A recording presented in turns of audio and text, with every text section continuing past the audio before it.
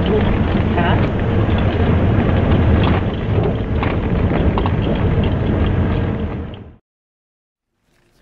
God suffers with you, families, relatives, and friends of the 58, and transforms your pain into the searing fire, not of resignation, but of indignation.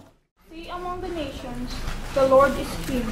He has made the world firm, not to be moved. He governs the peoples with equity. Response, The Lord comes to judge the earth. Alam kong mahirap makuha yung hustisyang hinahangad natin. Dahil yung unang-una, hindi yun kusang binibigay. Pinaglalaban yun. Kaya kailangan po natin makipaglaban para doon sa hustisyang hinahangad natin. The wheels of justice may turn, oh so slovenly, so slowly, but the march has begun and will not stop. The angel has announced the beginning of the harvest. We are forewarned and aware of those who mislead. We know them, and soon they will be unmasked and revealed as the liars and manipulators and murderers that they are.